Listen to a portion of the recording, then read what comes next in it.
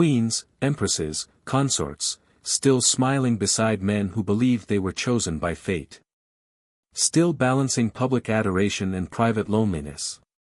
Still remembered mostly by how gracefully they endured it. In the next part, we'll glide into the early 20th century, through the last gasps of empire, the rise of celebrity monarchy, and the strange, bittersweet afterlife of women born to wear crowns in a world that no longer needed them. So take another deep breath.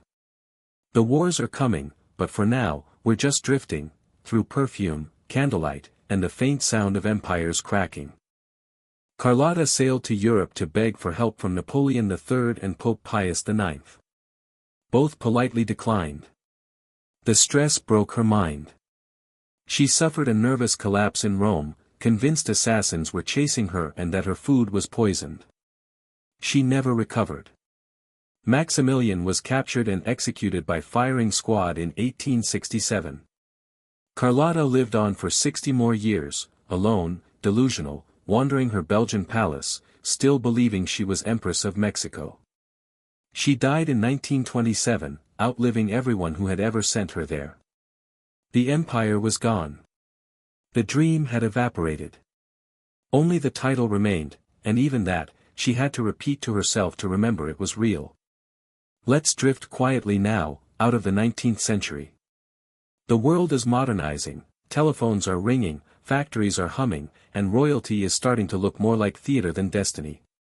But the pattern doesn't really change. History tends to remember her as the woman who let the empire fall. But honestly, she was just another royal spouse trapped between love and politics, and, as usual, politics won. Let's take a breath, a quieter one. Because after Russia's collapse, most royal marriages start to look almost normal by comparison. But before we drift into the 20th century, let's visit one more empire, where the sun never set, though the marriages within it occasionally wished it would. Empress Carlotta of Mexico, the dream that turned into a delusion. Carlotta was a Belgian princess who married Maximilian of Austria, the younger brother of Emperor Franz Joseph. In 1864, the two were invited, by Napoleon III, no less, to become the Emperor and Empress of Mexico. It sounded exotic, noble, and vaguely romantic. Unfortunately, it was also a complete disaster. Maximilian and Carlotta arrived to find that half the country didn't actually want them there. They ruled under French military protection, trying to impose European elegance on a nation that had its own political ideas. Carlotta threw herself into her new role, organizing charities, meeting with local leaders, and trying to convince herself this wasn't a colonial farce. But when France withdrew its troops and rebellion spread, Maximilian refused to flee. Alexandra Fyodorovna, the last Tsarina of Russia. Born Princess Alex of Hesse, Alexandra was another of Queen Victoria's grandchildren, proving once again that Victoria's descendants managed to inherit her looks and absolutely none of her luck. Alexandra married Tsar Nicholas II in 1894.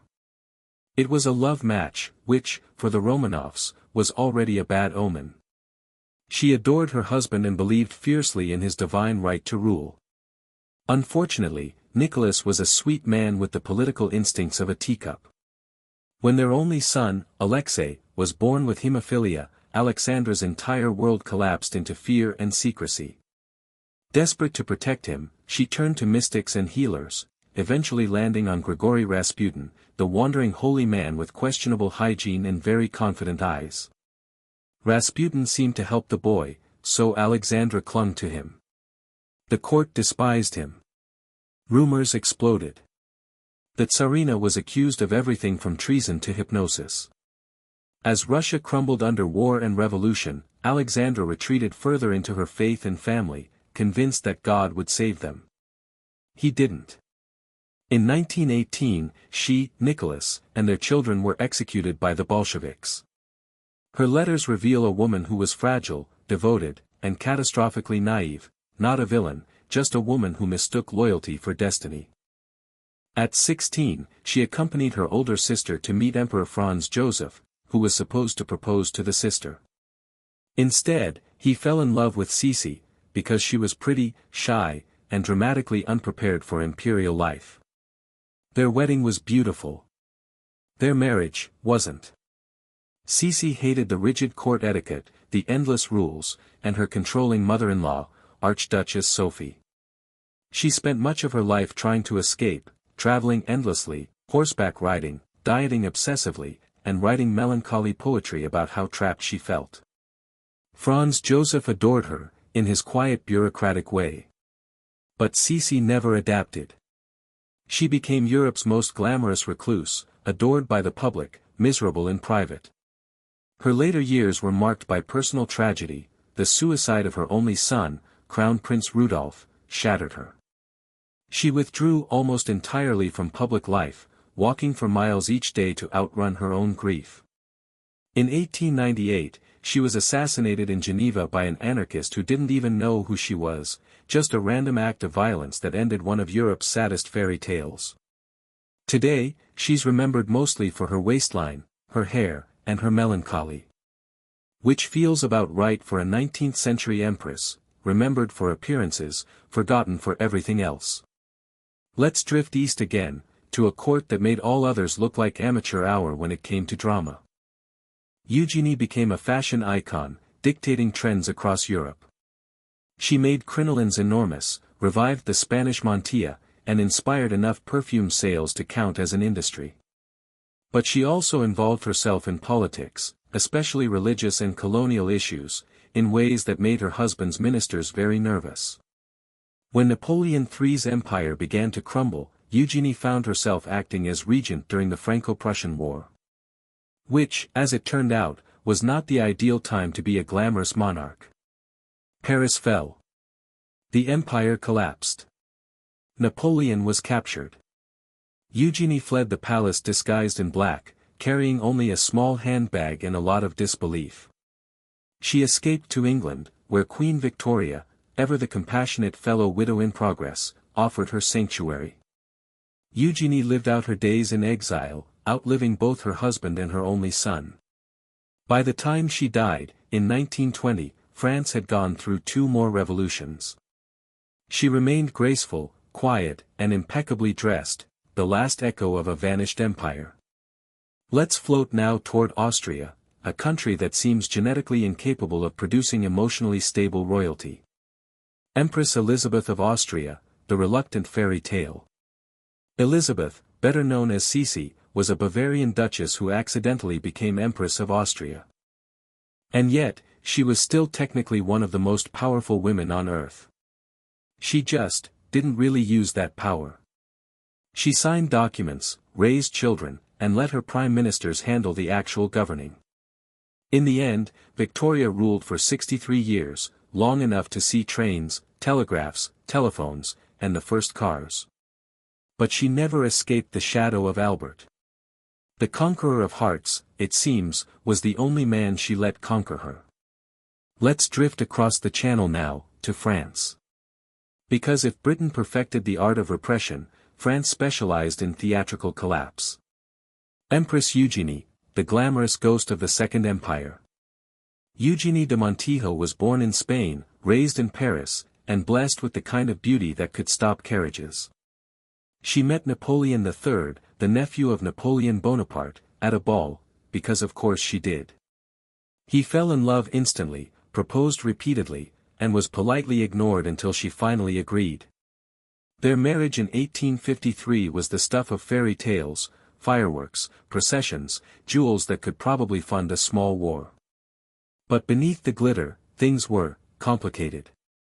Eugenie was intelligent, proud, and politically opinionated. Napoleon III was more of a charming improviser, the kind of man who launched coups before breakfast and worried about logistics afterward. She was small, stubborn, and, according to her first diary entries, mostly excited that she could now stay up as late as she wanted. Then came Prince Albert, her first cousin, and eventually, her husband. He was handsome, serious, and organized. Victoria was impulsive, emotional, and very into the idea of romance. Theirs was one of those rare royal marriages that actually started with real affection, though, of course, it still had the standard quota of royal arguments. Albert liked to run the empire like a well-labeled filing cabinet. Victoria preferred grand gestures and crying during letters. But somehow, it worked. They had 9 children, each of whom was immediately married off to another European royal family like chess pieces in a pan-European breeding experiment. That's why Victoria ended up being called the grandmother of Europe, a title that sounds cute until you realize it was mostly about genetic distribution. When Albert died suddenly at 42, Victoria went into a mourning period that lasted 4 decades. She wore black every day. She avoided public appearances. She filled her palaces with portraits, mementos, and, allegedly, one very loyal Scottish servant who became the subject of a few whispered rumors. Her grief became an empire-wide aesthetic. Black crepe, solemn etiquette, moral restraint, an entire century learned how to frown politely because the Queen was sad. We'll pick up again soon, Queens of Empire, Victoria, Eugenie, and the women who ruled without power. Hey again. If you're still awake, congratulations. You've successfully survived multiple empires, 2 poisonings, and at least 1 scandal involving snakes. At this point, you've earned a cup of tea and a vague sense of superiority over everyone who married a conqueror. But we're not quite done. Now we drift softly into the 19th century, that era of railroads, telegrams, and enormous skirts so wide they could knock over furniture. It was the age when Europe ran out of neighboring countries to invade and started colonizing everyone else instead. And, naturally, every empire needed a face. That face usually belonged to a queen, or at least, to a woman who looked calm while everyone else burned the world around her. Queen Victoria, the widow of the empire. Let's start with the obvious matriarch of the Victorian age herself, Queen Victoria. A woman so famous for being respectable that her name literally became a synonym for not having fun. She was born into royal confusion, 5th in line for the throne, and not really expected to rule. But after a rapid series of conveniently timed deaths among her uncles, Victoria became queen at just 18. She captivated Suleiman, with intelligence, humor, and apparently the best sarcasm in Istanbul. He broke every Ottoman convention by freeing her and making her his legal wife. The court was scandalized. No sultan had married a concubine in over 2 centuries. Hurrem went on to wield enormous influence, advising Suleiman on politics, corresponding with foreign leaders, and maneuvering her sons into positions of power. She funded mosques, schools, and charities, reshaping the empire's cultural landscape. But, of course, after her death, male chroniclers downplayed her achievements, painting her as a schemer who bewitched the Sultan. Because apparently, it was easier to believe in witchcraft than in competence. Let's pause here. We've wandered from French palaces to Russian coups, from English divorces to Ottoman harems. And through it all, the pattern remains the same: behind every empire, there's a woman history politely pushed to the background, usually while calling her troublesome. In the next part, we'll drift into the 19th century, where conquest became colonialism, and queens became global brand ambassadors for empires they barely controlled. So close your eyes for a moment. Imagine velvet gowns, candlelight, and the quiet sound of 1,000 courtiers pretending they're happy. Louise was married to King Frederick William III during the Napoleonic Wars. While her husband spent most of his time panicking diplomatically, Louise became the emotional symbol of the Prussian people, beautiful, graceful, and, of course, tragically doomed. When Napoleon invaded, Louise met him personally to plead for mercy for her country. He refused, though, according to gossip, he found her charm disarming. Which is a nice way of saying, he didn't destroy everything immediately. She died at 34, worn out by illness and the stress of constant war. Her early death made her a legend. The Prussians turned her into a national icon of purity and virtue, basically the prequel to every 19th century tragic heroine ever written. Her husband mourned her sincerely. Which, in royal marriage terms, is actually quite impressive. Let's now float softly toward the Ottoman Empire, where royal wives weren't forgotten because they were weak, but because they were too powerful to be remembered kindly. Hurrem Sultan, the slave who became a queen. Hurrem, known in the West as Roxolana, started life as a captured slave from what's now Ukraine. She entered the harem of Sultan Suleiman the Magnificent, one of the most powerful rulers of the 16th century. Normally, concubines had 1 or 2 children and then retired quietly. Harem did not. The court gossip got to her. Juana became jealous, then desperate, then furious. When Philip tried to leave her behind during one of his political trips, she allegedly chased him down in the night, demanding he come back. Contemporary chroniclers, who were all male, and deeply uncomfortable with emotional women, called her insane. When her mother Isabella died, Juana inherited the throne of Castile. But her father Ferdinand and her husband Philip immediately began fighting over who should advise her, meaning, control her power. Then Philip conveniently died at 28, possibly poisoned. Juana's grief was intense. She refused to part from his body, traveling with his coffin for months, praying beside it at every stop. Eventually, her father declared her mentally unfit to rule and locked her away in a convent. She remained there for nearly 40 years, technically still Queen of Castile, but effectively erased. Was she actually mad? Probably not. More likely, she was just a woman in love, trapped in a world that only allowed women to grieve quietly and smile politically. Juana's story became a cautionary tale. Passion, too visible, was indistinguishable from madness. Let's float toward Prussia now, land of cold palaces, colder marriages, and men who thought punctuality was a moral virtue. Queen Louise of Prussia, the people's ice queen. Henry demanded an annulment. Catherine refused. What followed was a theological divorce that managed to take down the entire Catholic Church's grip on England. While Henry broke with Rome and declared himself head of the new Church of England, Catherine was exiled from court, stripped of her title, her jewels, and her dignity. She died alone in 1536, still calling herself queen. Henry didn't attend the funeral. And Bullen wore yellow to celebrate. And the English Reformation rolled on, built, in part, on the stubborn faith of one woman who refused to sign the paperwork. Let's drift over now to Spain, where a different Catherine's daughter faced her own royal nightmare. Juana La Loca, the queen who loved too much. Juana of Castile, better known to history as Juana the Mad, was Catherine of Aragon's older sister. Which means, apparently, that tragic marriages ran in the family. She was married off to Philip the Handsome, son of the Habsburg dynasty, a man so good-looking that even his enemies agreed on it. Unfortunately, handsome was where his virtues ended. Juana adored him passionately. Philip, on the other hand, was mostly interested in women who weren't his wife. Which says more about the sexism of 18th-century gossip than about Catherine herself. Her marriage to Peter was miserable. But it also taught her the one lesson that all great conquerors, and their wives, eventually learn. If the person beside you is incompetent, take their job. Let's float gently westward again, to the windswept fields of England, where royal marriages were less about coups and more about quietly suffering through centuries of emotional frostbite. Catherine of Aragon, the wife who wouldn't vanish.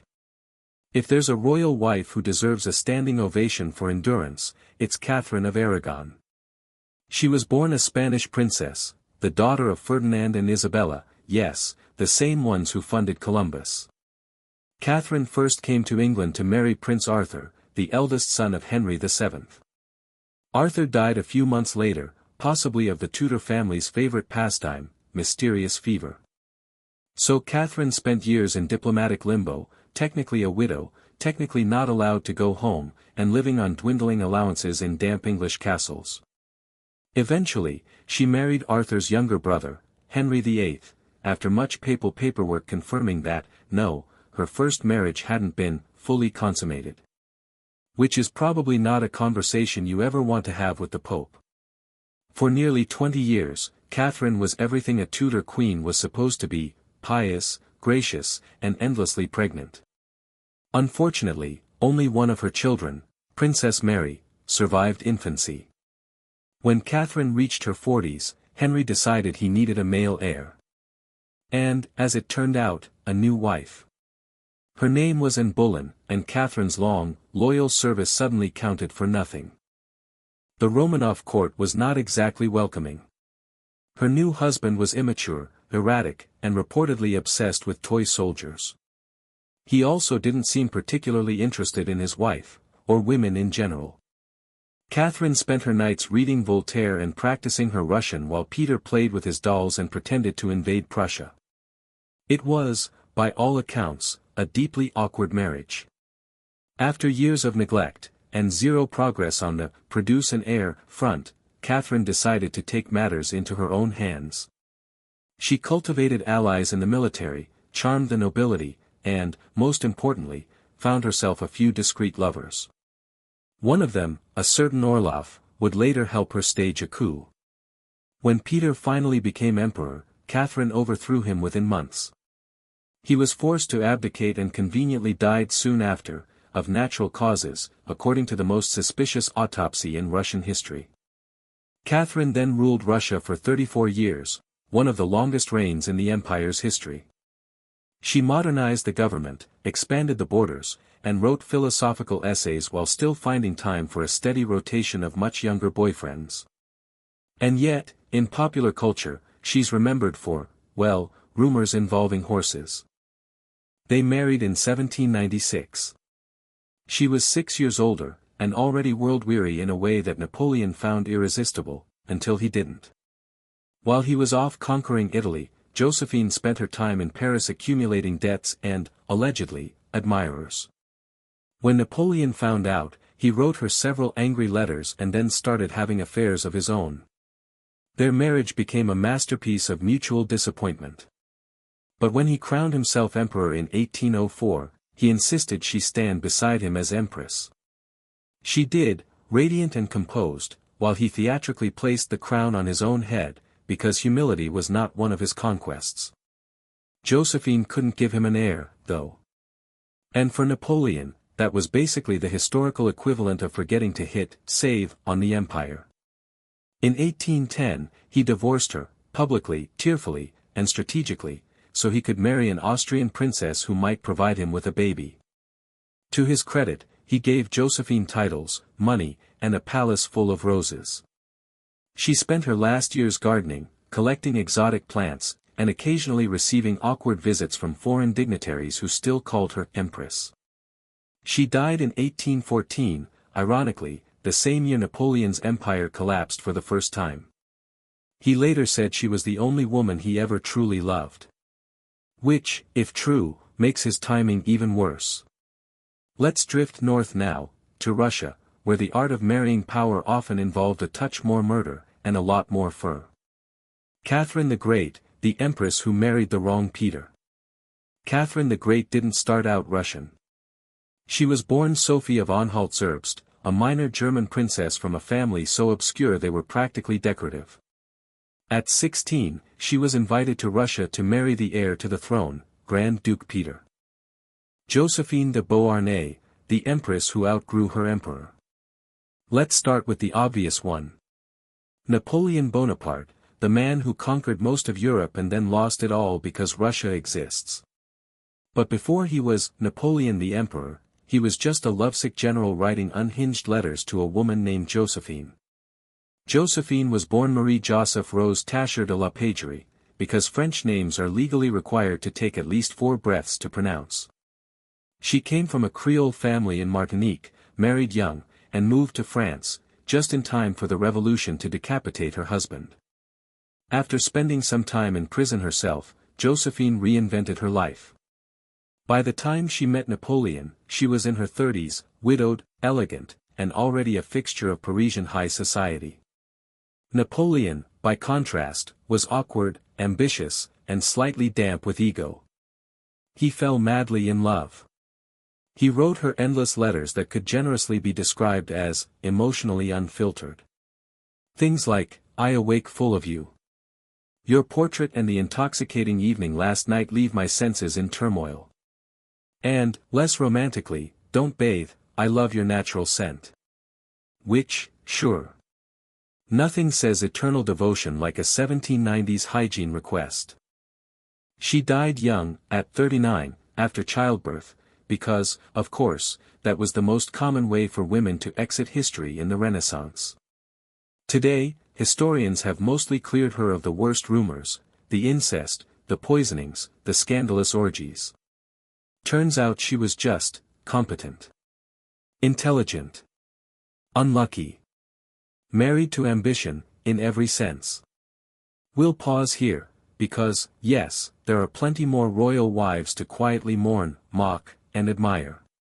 In the next part, we'll drift into the age of gunpowder and powdered wigs, and meet the women who married conquerors like Napoleon and the great European generals, only to find that being empress came with very few actual perks. So, for now, close your eyes, think of royal courts, and imagine all the polite nodding that went into centuries of political misery. Good night, or, more accurately, good intermission, Josephine, Catherine, and the women who married power. Hey again. If you're still awake, congratulations. You've already survived several centuries of royal dysfunction. And if you're not, that's fine too. The best compliment to a historian is when the audience drifts off halfway through a story about medieval in-laws. Tonight, we're gliding forward, past the swords and spears, into the age of cannons, corsets, and constitutional monarchies. We're entering that glamorous, powdered wig chapter of history where everyone looked fancy but smelled vaguely like lavender and regret. And our next group of forgotten wives? They married conquerors who believed they were destined to rule the world, or at least, a very impressive portion of it. Let's float gently now from the dust of the steppes to the marble of Italy, where our next conqueror decided that love was just another campaign to mismanage. Lucrezia Borgia, the scapegoated princess. Yes, technically not a conqueror's wife, but the daughter and sister of conquerors, and that's close enough for tonight's theme. Lucrezia Borgia gets a terrible reputation. People remember her as the poisoner princess of the Renaissance, a woman of scandal and seduction. But in reality, she was mostly a pawn in her father Pope Alexander VI's relentless quest for power. She was married off 3 times for political advantage. The first husband was annulled when his usefulness expired. The second one, an unfortunate Neapolitan noble, was murdered, possibly by her brother Cesare. By the time she married her third husband, Alfonso d'Este, Duke of Ferrara, she'd already been the subject of more rumors than any Kardashian. But here's the twist, in Ferrara, she actually found stability. She became a respected duchess, a patron of the arts, and apparently quite beloved by her subjects. She had several children and managed to maintain a delicate peace between her notorious family and her new one. Before Genghis Khan became Genghis Khan, he was just Temujin, a scrappy nomadic teenager from a clan that had basically been socially cancelled. He married Borte when they were both very young, around 16 or 17. It was a political alliance, but apparently also a real partnership. They seem to have actually liked each other, which in medieval marital terms is practically a fairy tale. Not long after their marriage, Borte was kidnapped by a rival tribe. Temujin, still building his power base, launched a rescue mission with his allies.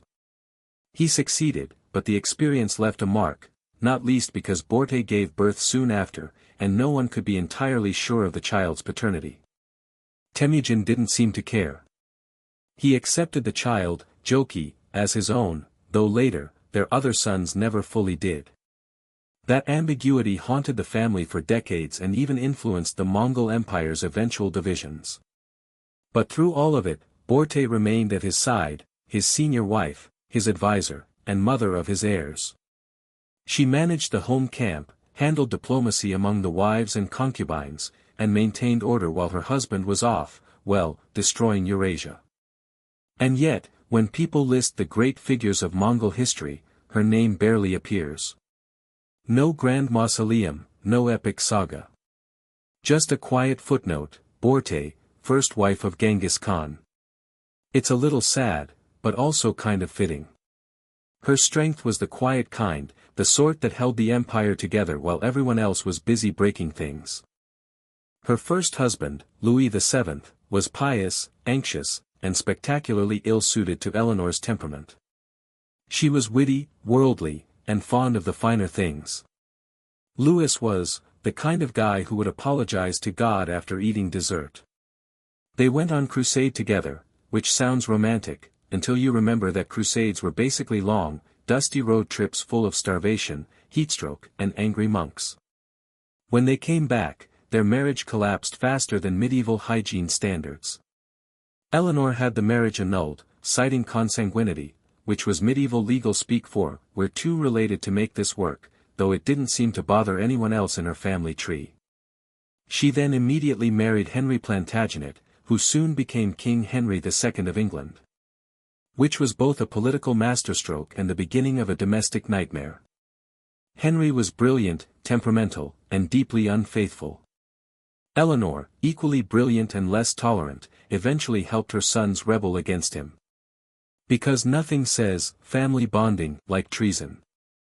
She spent 16 years under house arrest before being released by her son, Richard the Lionheart, who, by the way, she pretty much bankrolled and politically managed. Eleanor outlived most of her children and grandchildren, dying at around 80. In an age when women were lucky to reach 35, that's basically immortal.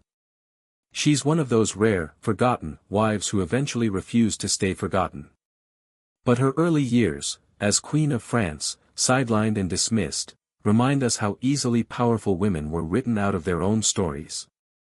Let's drift eastward now, toward the wide steppes and smoky yurts of the Mongol Empire. Because if there's one thing the Mongols did efficiently, it was conquer, and, occasionally, marry. Borte, the woman who waited for Genghis Khan. Now, Livia and Octavian met, sparks flew, and within months he divorced his wife, she divorced her husband, and the two married. The small detail that she was still visibly pregnant with her ex-husband's child did not seem to bother anyone. Because power, apparently, makes for excellent moral deodorant. Livia went on to become the ultimate imperial wife. Calm, poised, perfectly coiffed, and terrifyingly competent. She advised Augustus quietly behind the scenes, shaping policies and marriages, while maintaining the image of Roman virtue. She had a knack for surviving scandals, and outliving rivals. Of course, later historians couldn't resist painting her as the scheming poisoner behind half the deaths in the imperial family. Because, naturally, if a woman was powerful and no one could prove she did anything wrong, the only logical explanation was that she killed everyone in secret. Her son from that first marriage, Tiberius, eventually became emperor after Augustus's death. Livia got herself declared a goddess, posthumously, but still. So while she technically wasn't forgotten, her story is often flattened into a caricature, the cold manipulator behind the throne. Which, to be fair, is still better PR than most of her contemporaries got. Let's move a bit further in time, from the Roman marble halls to the dusty palaces of medieval France. Eleanor of Aquitaine, the medieval mic drop. Eleanor was arguably the most powerful woman in 12th century Europe, and yet she spent half her life being politely sidelined by men terrified of her brain. She inherited the enormous Duchy of Aquitaine at 15, instantly becoming the most desirable heiress in Europe. The French king swooped in to marry her, partly for love, mostly for land. Roxana gave birth to Alexander IV, who instantly became a symbolic heir, the kind of royal baby everyone pretends to support while secretly plotting his downfall. Roxana was moved around like a chess piece by whichever general controlled the nearest army. Eventually, she and her son were placed under the protection of one of Alexander's old comrades, Cassander. And by protection, I mean imprisonment. A few years later, both Roxana and her young son were quietly executed, likely by poison. Their bodies were buried in secret. Roxana's story faded into the background of Alexander's legend, reduced to a romantic footnote. Which is kind of tragic, considering she probably understood better than anyone how fragile the empire really was. Let's float over now to Rome. Because of course, when in doubt, there's always a Roman marriage disaster waiting to be discussed. Livia Drusilla, the original political wife. Livia is one of those women who managed to outlast everyone. Including several emperors. She started life as a respectable Roman noblewoman, married young to a promising man named Tiberius Claudius Nero, and pregnant when she met Octavian. Yes, that Octavian, the guy who later rebranded himself as Augustus, the first emperor of Rome. And when Alexander died suddenly in Babylon, probably poisoned, though we'll never really know, Olympia seized control again, installing her grandson as king and eliminating anyone who objected. That went about as well as you'd expect. Eventually, she was captured by her political rivals and executed. No snakes to help that time. Olympia's legacy is complicated. She wasn't exactly forgotten, but she was mostly remembered as the crazy woman behind Alexander. Which is sort of the default historical setting for ambitious wives. Let's float forward a few centuries to a very different empire. One with even more military ambition and significantly worse marriage etiquette. Roxana, the bride who got the short end of the empire. Roxana was a princess from Bactria, modern-day Afghanistan. She met Alexander the Great after he had, well, conquered her homeland. Romantic beginnings are relative. According to legend, Alexander saw her dancing at a feast and was immediately smitten. Because nothing says eternal love like forcibly absorbing someone's country and then marrying its most beautiful hostage. But, credit where it's due, Alexander did seem genuinely taken with her. He married her publicly, which was politically convenient, yes, but also a rare gesture of legitimacy toward a non-Macedonian bride. Roxana traveled with him across his campaigns, reportedly tolerating the endless wars, marching, and palace intrigue with quiet grace. Then Alexander died at 32, leaving her pregnant with their only child. This was not an ideal position in an empire suddenly full of ambitious generals and zero succession plans. The royal couple's domestic life was like an endless political drama, murder rumors, accusations of witchcraft, and the occasional snake in the bed. Literally. The ancient historians claim that Olympia slept with serpents because it made her feel closer to the gods. Which, sure. Who doesn't love a little divine writhing energy to start the day? Anyway, Philip eventually ended up assassinated, shocking no one, and Alexander took the throne. Olympias immediately began consolidating her own power, because being the mother of the king was the closest ancient Greece got to a retirement plan. She allegedly had one of Alexander's half-brothers and his mother executed, because apparently, family bonding meant something different back then. When Alexander left to conquer Asia, Olympia stayed behind and ruled Macedonia in her son's name. She wrote him letters full of advice, mystical omens, and probably a fair bit of unsolicited micromanagement. The Forgotten Wives of Famous Conquerors. Hey guys! Welcome back to another quiet night in the realm of forgotten royalty, bad marriages, and questionable genetics. So, go ahead, get cozy, dim the lights, maybe tuck in under your blanket burrito. Tonight we're going to drift back through time and look at the women who married history's most famous conquerors, and then got quietly erased, sidelined, or otherwise sacrificed on the altar of politics. Because, of course, for every great man who changed the world, there was usually a wife who changed the bedding, managed the court gossip, or simply sat around waiting for him to stop conquering things long enough to remember her name. And, as we'll see, that rarely ended well. So, tonight's story isn't about the Alexanders or the Napoleons themselves. It's about the women orbiting them, the queens, empresses, and consorts whose job descriptions were roughly, look decorative, produce heirs, and don't start a war accidentally. Let's float back a bit. All the way to ancient Macedonia. Olympias, the mother of all overbearing moms. Before Alexander the Great decided to conquer the known world, there was Olympias, his mother. Technically, she was the wife of King Philip II of Macedon, which already put her in one of history's most dysfunctional households. Now, Philip was a walking soap opera of ambition and adultery. Olympias was, not exactly the type to tolerate that quietly. According to later sources, the kind written by men who clearly didn't enjoy strong women, Olympias was passionate and jealous, which were the polite ancient Greek ways of saying terrifying. She was a priestess of the cult of Dionysus, which apparently involved a lot of snakes, ecstatic rituals, and screaming. So, when Philip decided to marry a younger Macedonian noblewoman, Olympias did not take it as a growth opportunity.